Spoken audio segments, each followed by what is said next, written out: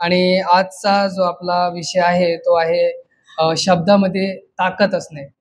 या जे निगेटिव्ह वातावरणामध्ये आपण राहतो, नकारात्मक जगामध्ये आपण राहत असताना शब्द किती महत्त्वाचे असतात, परमेश्वराचे शब्द किती महत्त्वाचे असतात, किंवा आपण जे शब्द बोलतो ते किती महत्त्वाचे असतं. तर शब्द म्हणजे काय, आपल्याला काय वाटतं? सर्वजण आपण बोलू आपले मनातले विचार. अजून शब्द म्हणजे काय, थोडं चर्चा करू आपण. शब्द म्हणजे काय, हेच हेच सर्व आपण आज शिकणार आहे. हा, अजून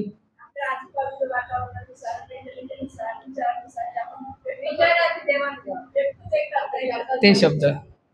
पारेख साहेब, शब्द म्हणजे काय, काय वाटतं तुम्हाला? जे वाटतं मनाला शब्दाचा अर्थ तुम्हाला काय वाटतं? आपले मनातले विचार आहे की नाही, जे आपण आपल्या मनात जे असतं तेच आपण व्यक्त करतो आहे ना. तर मग आजचा विषय आपला हाच आहे, पण शब्द किती महत्वाचा आणि किती पॉवरफुल असू शकतं या जगामध्ये ते आपण आज जाणून घेऊ. किंवा जर एक एक्झाम्पल तुम्हाला सांगू तर एक व्हिडिओ मी बघत होतो, तिथं त्यांनी एक वस्तू ठेवली होती. नॉर्मलची एक वस्तू होती, एक झाड होतं. आता ते एक झाड होतं आणि एक दोन झाड असे त्या माणसाने ठेवलेले होते. आणि त्या दोन्ही झाडांकडे, एका झाडाला तो प्रेमाने बोलत होता आणि एका झाडाला तो काही काही काही काही काही शिव्या शाप काही देत होता. मग काही दिवसांनी जेव्हा आपण बघतो ना, पाणी दोन्ही झाडांना जात होतं, पण ते त्या झाडाला त्या गोष्टीचा इफेक्ट जास्त पडतो, ते झाड सडायला लागतं. म्हणजे शब्द किती पॉवरफुल असतात. शब्द आपण कोणत्या पण गोष्टीला जेव्हा बोलतो किंवा वागतो, माणसाला तर ते जास्त हर्ट होतात. एखाद्या प्लांटला, एखाद्या झाडाला किती ती गोष्ट हर्ट झाली जेव्हा तो समोरचा व्यक्ती बोलतो, आणि जेव्हा त्या दुसऱ्या झाडाला तो बोलतो की नाही तू चांगला वाढतोय, तुला चांगलं फळ येईल, तेव्हा ते खरंच ते होतं. त्यालाच म्हणतात शब्द. आपले शब्द खूप पॉवरफुल गोष्ट आहे. परमेश्वरांनी हे जग कशाने बनवलं? शब्दाने बनवलं. आपण आपलं स्वतःचं जग कशाने बनवतो? शब्दाने. आपल्या आजूबाजूचे लोक जेव्हा आपल्यापासून जातात किंवा आपल्यामध्ये येतात, एक सर्कल जेव्हा आपण निर्माण करतो, तो कशाने करतो? शब्दाने. कोणाला आपण वाईट बोलतो. आता आज ही गोष्ट मी स्वतः शिकणार आहे, कारण की माझे स्वतःचे शब्द काय काहींना टोचतात. होतं, माणसांचे शब्द आपल्याला त्या गोष्टीतून शिकायला लागतं. जेव्हा आपण वचनातून वाचू तेव्हाच आपण वचनासारखे, परमेश्वरासारखे शब्द आपल्या मुखातून निघताय ना. मग आजचा जेव्हा आपण पहिला विषय बघतो, नीतिसूत्राचा 18 अध्याय 21 वचन काय सांगतं?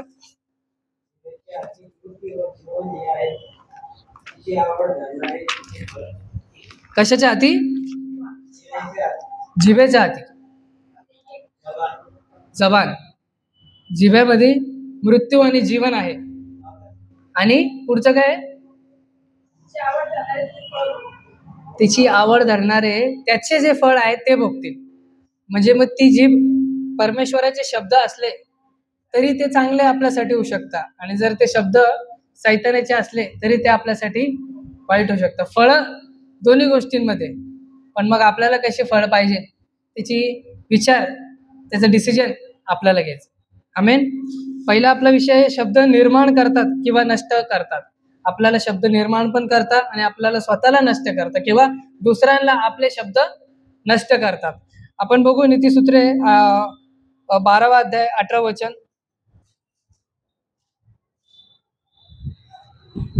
हॅलो. नीतिसूत्रे 12:18 काय सांगतात त्याच्या पुढंच?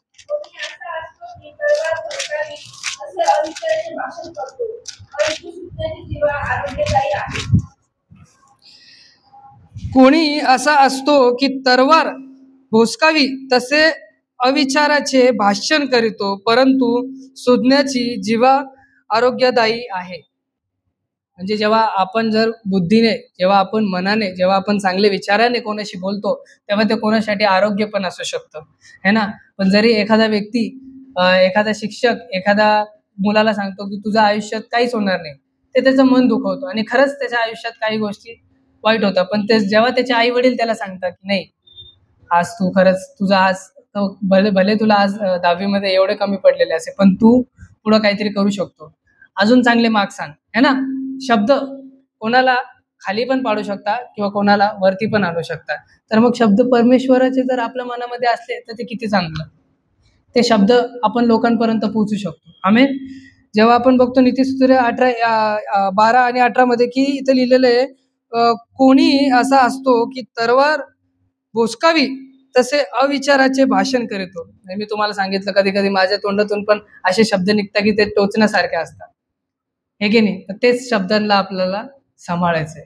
जेव्हा आपण राग करतो किंवा आपण चिडचिड करतो त्या गोष्टीमध्ये आपलं शब्द जर आपण सांभाळले तर ते योग्य आहे. आणि थोड्या वेळानंतर मग आपण त्या चर्चेला जायला पाहिजे किंवा त्या व्यक्तीसोबत आपण काय बोलतो त्याच्याकडे ती चर्चा आपण करायला पाहिजे. म्हणजेच आपले जे शब्द आहेत तेच आपल्याला पाडू शकतात, तेच आपल्याला निर्माण करू शकतात. इफिस्करस पत्राचा 4था अध्याय आणि 29वं वचन काय सांगतं आपण बघू. आज आपण चर्चा शब्दांवरतीच करणार आहे, कारण की शब्दच परमेश्वर आहे. येत नाही, बरोबर. सांभाळून शब्द वापरायला पाहिजे.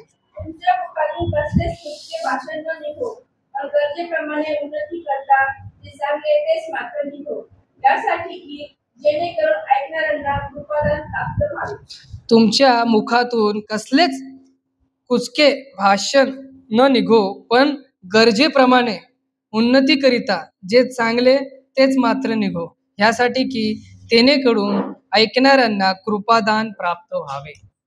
म्हणजेच आपण कधीही कोणत्याही गोष्टीमध्ये जात असताना, कोणासोबत कोणाच्या घरी जात असताना किंवा कोणाच्या एखाद्या फंक्शनमध्ये जात असताना, काही गोष्टीमध्ये जात असताना आपण आपल्या मनामध्ये जळूसपणाचे शब्द सुद्धा नाही ठेवायला पाहिजे. आपण आपल्या मनामध्ये त्या व्यक्तीबद्दल आशीर्वादच ठेवायला पाहिजे, आशीर्वादच द्यायला पाहिजे. आपला शब्द हे शिकवतात.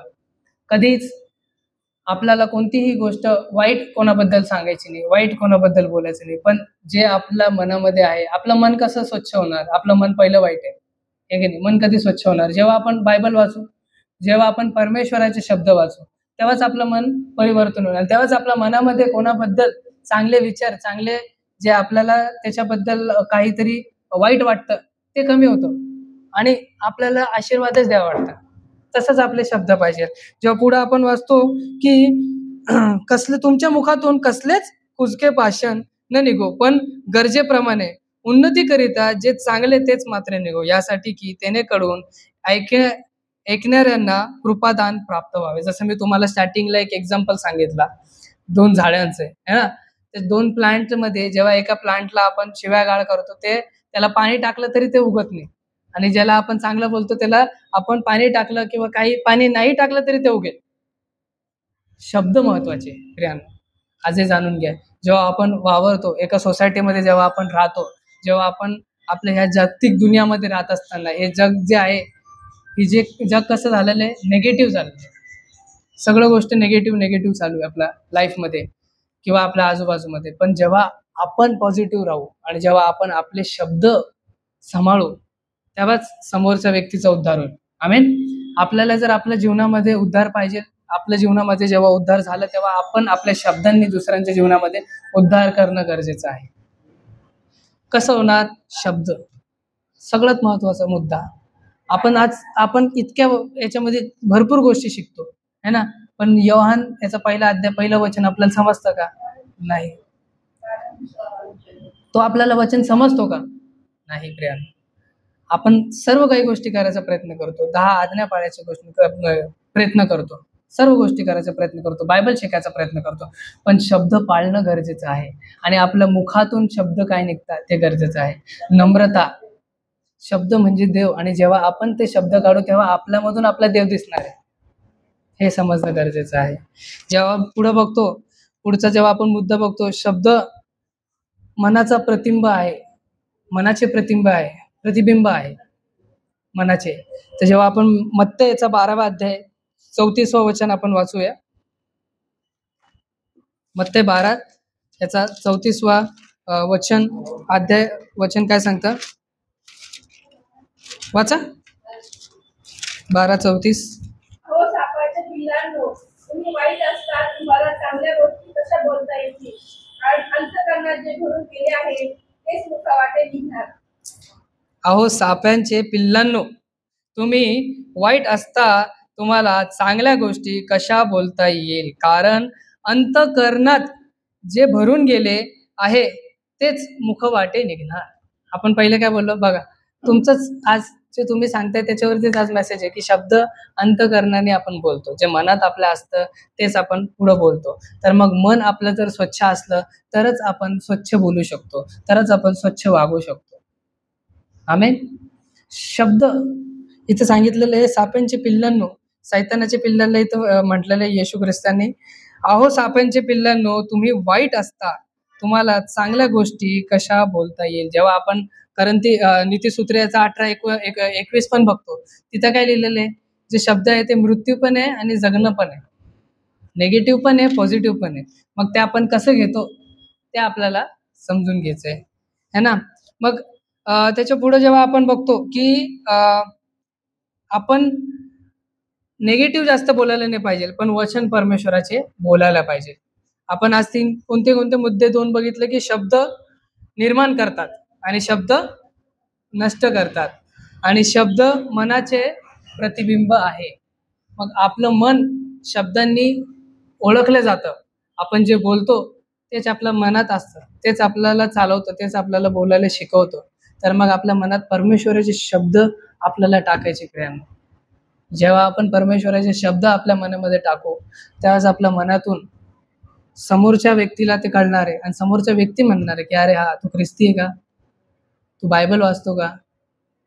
नम्रता बोलण्यामधून ते कळायला पाहिजे. आज ह्या गोष्टीतून मी पण शिकतोय, आज याच्यातून आज आपण शिकायला पाहिजे. शब्द कधी कधी माणसाचे जेव्हा आपण बोलतो तेव्हा खरंच लागतं मनाला, पण जर कोणाला आपले शब्द दुखवतात तर आपण त्याच्याकडे जाऊन क्षमा मागायला पाहिजे. भले तुमच्या जीवनामध्ये किती प्रसंग आले असेल, पण त्या व्यक्तीपासून जरी तुम्ही दुरावले गेले असेल, पण आपलं काम आहे क्षमा मागणं. कारण की परमेश्वर आपल्याला शिकवतो क्षमा मागणं. जेव्हा आपण क्षमा मागू, त्याला आशीर्वाद देऊ, त्याला ब्लेसिंग्स देऊ, ते किती चांगले शब्द असणार. शब्द समजा, शब्द काय आहे. शब्द खूप महत्वाची भूमिका स्टार्टिंगच्या उत्पत्तीपासून तर मग शेवटपर्यंत शब्दच महत्वाचा आहे आणि ते शब्दच आपल्याला चालवतात. जेव्हा पुढे आपण बघतो की आपण नेगेटिव्ह नाही बोलायला पाहिजे आणि पॉझिटिव्ह बोलायच्या पेक्षा वचन लोकांपर्यंत पोचवायला पाहिजे आणि वचन बोलायला पाहिजे. तर आपण बघू एचकेलचा 37 एचकेल 37:4 आणि 5 काय सांगितलेलं आहे. मजा एचकेल. तेव्हा तो मला म्हणाला, या अस्तित्वाविषयी संदेश देऊन त्यास म्हण, शुष्क अस्तित्व परमेश्वराचे वचन ऐका. अगो परमेश्वर या अस्तित्व म्हणतो, पहा मी तुम्हाला श्वास घालतो, म्हणजे तुम्ही सजीव व्हाल. तुमच्यामध्ये श्वास घालतो.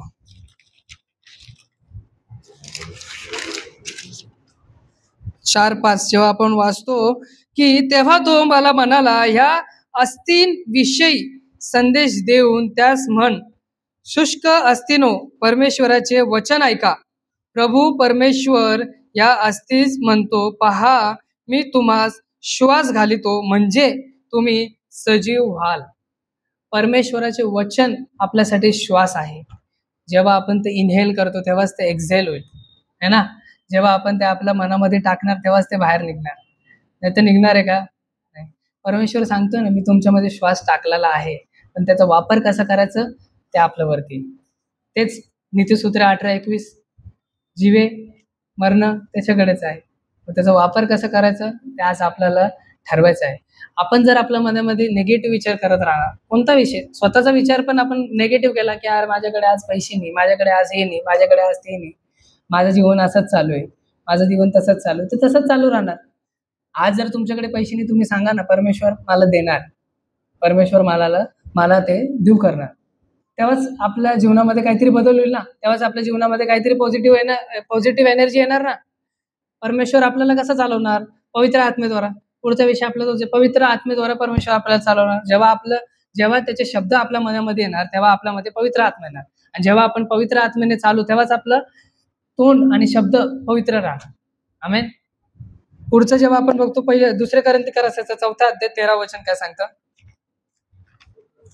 2 कोरिन्थियरासाचा 4 अध्याय 13 वचन. हा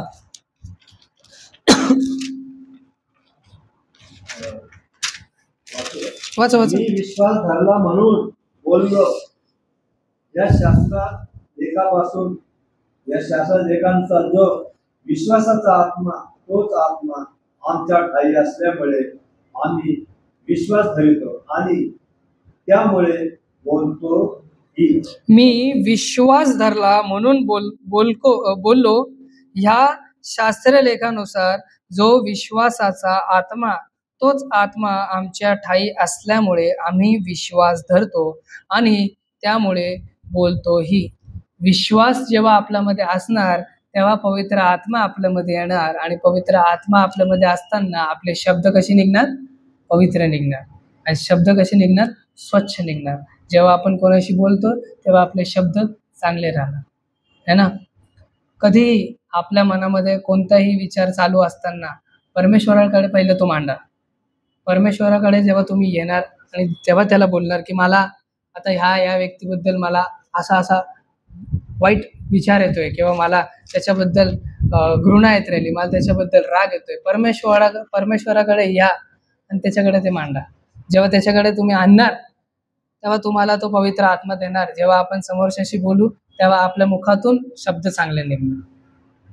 शब्द सांभाळणं किती गरजेचं आहे प्रियांनो. जेव्हा आपण स्टार्टिंगचा मुद्दा बघतो की शब्द हेच जग चालवतात, शब्द हेच किती पॉवरफुल आहे. जेव्हा आपला एक शब्द कोणाला दुखवू शकतो, कोणाला काही वाटू शकतो, है ना. जेव्हा आपण आज बघतो जेव्हा काही ख्रिस्ती लोकांना काही लोक त्रास देत असताना त्यांचे शब्द आज दुखावले म्हणून आज आपले लोक रस्त्यावरती आलेले. म्हणजे शब्द किती वाईट असतात. आता भले तो व्यक्ती चांगला असो, त्याच्या मनामध्ये आपल्याबद्दल काही वाईट नसो, पण सैतान त्याच्यामध्ये किती वाईटपणा टाकतो आणि आज त्या गोष्टीमुळं आपल्यामध्ये सुद्धा सैतान किती वाईट गोष्टी टाकतोय. आपण असे लोक नाही आहोत मोर्चा काढणारे, नाही आहोत आपण, त्या गोष्टीमध्ये पडणारे लोकच नाही. पण आज त्या शब्दांमुळे आज आपल्या लोकांमध्ये सुद्धा वाईटपणा निर्माण झाला आणि तो वाईटपणा किती वाईट आहे, किती गोष्टी वाईट आहे. आज मोर्चा काढत आहे कोणत्या गोष्टीसाठी? ते सगळं आपण परमेश्वरावरती काय नाही सोडत. परमेश्वर सांगतो ना, माझ्यावरती चिंता सोडा, माझ्यावरती सर्व गोष्टी सोडा. मग आपण तेच शब्द धरून परमेश्वरावरती का सोडत नाही आणि आपण आपल्या हातात ती गोष्ट का घेतो? म्हणजे आज किती गोष्टी वाईट चालू आहे, पण आज आपण कोणत्या गोष्टीमध्ये बसलेलो की नाही? आपण आपल्या चर्चमध्ये आलो, आपण आपल्या प्रार्थनेमध्ये आहोत, आपण कोणाबद्दल वाईट विचार नाही करत. आता मी त्या व्यक्तीबद्दल किंवा माझ्या मनामध्ये त्या व्यक्तीबद्दल वाईट विचार नाही आहे, कारण की तो व्यक्ती त्याचं जे बुद्धी आहे ते आता स्थिर नाही. मग ते परमेश्वरावरती सोडा ना, आपण त्या हातात का घ्यायचं? म्हणून शब्द किती महत्वाचे आपल्या जीवनामध्ये आहे ते आपल्याला समजून घ्यायचं आहे प्रियांनो. पुढे जेव्हा आपण बघतो शेवटचा मुद्दा, जेव्हा आपण बघतो पवित्र आत्मा जिभेचे नियंत्रण ठेवा, म्हणजे जिभेचं नियंत्रण पवित्र आत्म्याने ठेवला जातो. पवित्र आत्मा काय सांगतं? याकोबाचं पत्र याचा 3रा अध्याय 5 ते 10 आपण बघूया. मग स्तोत्रसंहिता 181 आणि याचा 3रा वचन आपण बघूया. याकोबाचे पत्र, याकोबाच्या पत्राचं 3रा अध्याय 5वं वचन. जीभ ही लहानसा अवयव असून मोठ्या गोष्टींची विचारही मारते. हा लहानशी आग तेवढ्या मोठ्या रावणात पेटवते. पूर्ण 10 पर्यंत आहे ते. जीभ हा आग आहे, ती अनिती खुवण आहे. आपल्या अवयवात सर्व शरीर अमंगळ करणारा अवयव जीभ आहे. जी सृष्टीची चक्र पेटविणारी आणि नरकात पेटविलेली अशी आहे. श्वापदे, पक्षी, सरपटणारे प्राणी. एक मिनिट, हे सर्व अंडरलाईन करून ठेवा, कारण की हा विषय जीभ ताब्यात ठेवणे याच्यासाठीच लिहिलेला आहे. श्वापदे, पक्षी, सरपटणारे प्राणी, समुद्रातील जीव या प्रत्येकाचा स्वभाव मनुष्य स्वभावाला वश होत आहे आणि झाला आहे. परंतु मनुष्यापैकी कोणीही जिभेला वश करावयास समर्थ नाही. ती शांतीरहित असून दुष्ट आहे, प्राणघातक विषाने भरलेली आहे. तिच्या योगे जर प्रभू होतीचा त्याची आपण स्तुती करतो आणि देवाच्या प्रतिमेप्रमाणे केलेल्या माणसांना तिच्याच योगे शापही देतो. एकाच तोंडातून स्तुती व शाप निघतात. माझ्या बंधूंनो, त्या गोष्टी अशा प्रकारे होता कामा नये. खऱ्याच्या एकाच छिद्रातून गोड पाणी व कडू पाणी निघते काय? माझ्या बंधूंनो, अंजिराला जैतूनाचे फळ किंवा द्राक्षवेलाला अंजीर येतील काय? तसेच खऱ्या पाण्यातून गोड पाणी निघणार नाही. आमेन. किती सुंदर सारांश मध्ये जे आज आपण शिकलो तेच एका वचनामध्ये आपल्याला समजलेलं आहे, है ना? की इथे लिहिलेलं आहे, कारण आपण सगळेच पुष्कळ चुका करीतो. कोणी जर बोलण्यात चुकत नाही तर तो मनुष्य पूर्ण होय. तो सर्व शरीरही कहात ठेवण्यात सामर्थ्य आहे. आपण चुका करतो कारणच आपण मनुष्य आहोत, हे की नाही? मग पुढे सांगितलेलं आहे, जर याच्या पुढे आपण बघतो पाचव्या वचनामध्ये, तशीच जीभ ही लहानस अवयव असून मोठ्या गोष्टींची फुशारकी मारते. पहा, लहानशी आग केवढ्या मोठ्या रानाला पेटविते. यांनो, एखादा भांडण्यामध्ये जर आपण आग लावली तर शब्दाने फक्त शब्दांनी, अरे हा तुझ्याबद्दल असं बोलला होता, पहिल्याचा विचार, पण ते कसं होऊन जातं, त्या दोघांमध्ये किती भांडणं लागून जातात. एका शब्दाने काय काय गोष्टी होऊ शकतात. तुमच्या जिभे म्हणजे ही एवढी एवढीशी गोष्ट आहे, पण ती काय करू शकते ते इथे लिहिलेलं आहे, है ना? ते जीभ ही आग आहे, ती अनितीचे भवन आहे. आपल्या अवयात सर्व शरीर अमंगळ करणारा अवय जीभ आहे. ती सृष्टीचे चक्र पेटविणारी आणि नरकाने पेटविलेली अशी आहे. किती खूपखार, किती खतरनाक विषय जिभेबद्दल सांगितलेले की जीभ काय करू शकते. त्याच्या पुढे लिहिलेले 8वं वचन जर आपण बघतो, परंतु मनुष्यपैकी कोणीही जिभेला वश कराव्यास समर्थ नाही. ती शांतिरहित असून दुष्ट आहे व प्राणघातक विषाने भरलेली आहे. तिच्या योगे जो प्रभू व पिता त्याची आपण स्तुती करीतो आणि देवाच्या प्रतिमेप्रमाणे केलेल्या माणसांना तिच्याच योगे शापही देतो. एकाच तोंडातून स्तुती व शाप निघताना माझ्या बंधूंनो, ह्या गोष्टी अशा प्रकारे होता कामा नयेत. शब्द जिभेला आपण कधी कंट्रोल करू शकत नाही, हे की नाही? खाताना पण आणि बोलताना पण, बरोबर आहे की नाही? खाताना तर माझ्याकडून कधी कंट्रोल होत नाही. आपल्याला कंट्रोल होतं का? खाताना नाही होत. पण बोलताना पण आपण कंट्रोल ती करू नाही शकत. पण ते कोण कंट्रोल करू शकतं? फक्त येशू ख्रिस्त. आमेन. जेव्हा आपण तिचे वचन वाचू तेव्हाच ती कंट्रोलमध्ये राहणार आहे. आणि ती काय काय करू शकते, हा वचन, हे जे अध्याय आहे ते आपण पाठ करून घ्यायला पाहिजे की जीभ किती खतरनाक आहे. तसंच प्रियांनो, आपले शब्द खूप खतरनाक आपल्यासाठी होऊ शकतात आणि ह्या जगासाठी होऊ शकतात.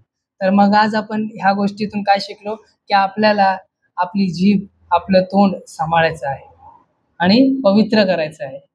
आपलं मन जेव्हा पवित्र होणार, आपलं मन जेव्हा पवित्र आत्म्याने चालणार, तेव्हाच आपली जीभ सांभाळणार आहे ना?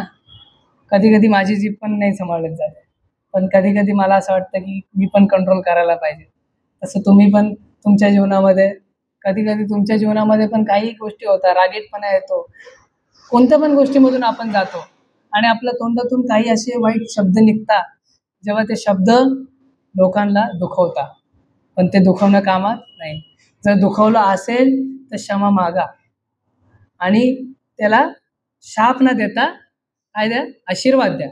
मग आपल्या तोंडातून 2 शब्द पाहिजे का? नाही. एक तर आशीर्वाद पाहिजे, नाही तर मग शाप पाहिजे. मग ते निवडायचं कोणाला आहे? आपल्याला निवडायचं आहे प्रियांनो. आज मी तो निर्णय घेतलेला की माझ्या तोंडातून मी आशीर्वाद देण्याचा प्रयत्न तरी करेन, सुरू तर करेन, है ना? तसा प्रयत्न तुम्ही करा. शाप नका देऊ, कोणाला वाईट नका बोलू. तुमचं मन दुखलं त्या गोष्टीपासून लांब राहा. तुमचं मन दुखलं त्या व्यक्तीपासून लांब व्हा थोड्या दिवसासाठी, पण शाप देऊ नका, कारण की ते शाप लागतात, खरंच लागतात. त्या विषयावरती आपण पुढच्या वेळेस कधी आपण घेऊ की शाप काय आहे, पण शाप खरंच लागतात. तर मग शाप न देता आपण आशीर्वाद द्या आणि शब्द आपले सांभाळा. आमेन.